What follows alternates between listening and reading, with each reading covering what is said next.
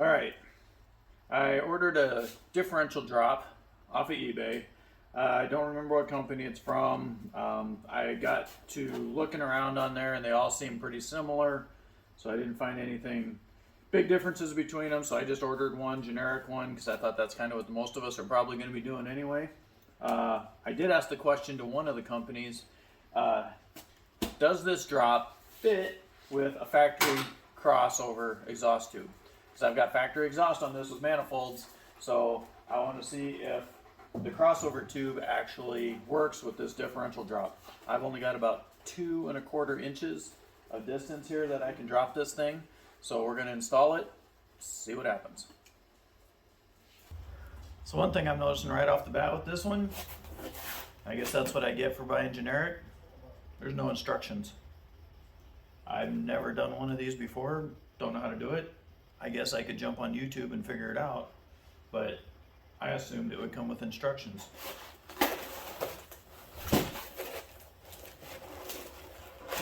I see nothing. Okay, so pretty much determined this is going to be a pain in the ass. If we can get under here and look.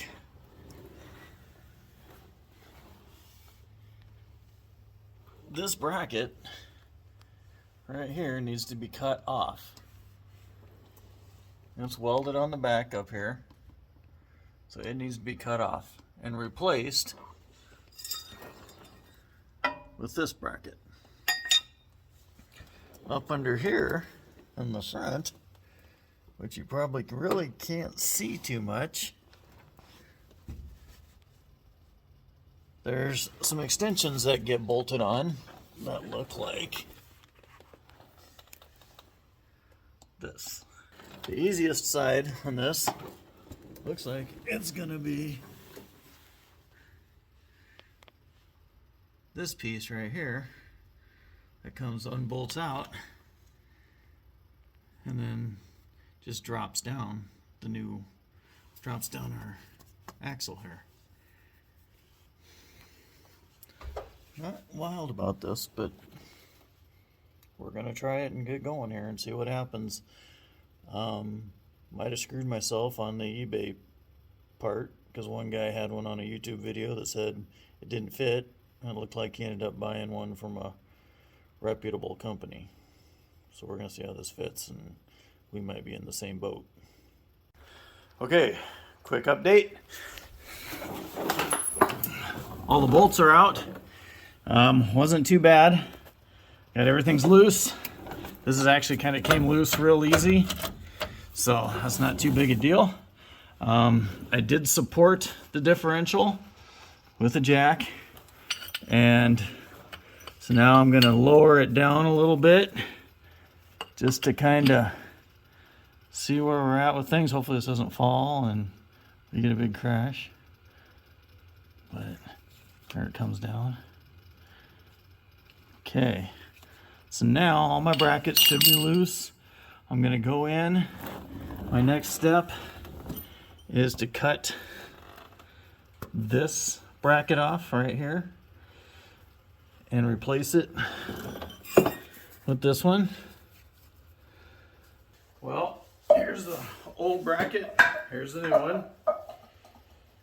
It's pretty apparent, and I hope you can see it on the camera, that this is definitely, if I line my holes up, definitely going to drop my differential by a couple inches, 1.5, 2 inches. Here's the issue I have with buying something that's not from a factory reputable company. This bushing is at an angle. This one's square to the world. This one's welded at an angle. This one too. It's pretty square, not very, and this one's at an angle. This angle on the new bracket is much more drastic than the old, it looks like. I have not tried to fit it yet, but we're gonna see. Thinking that might be part of my issue though, if this isn't gonna fit from the video I watched from the other guy. His looked exactly like this one, and he said it didn't work.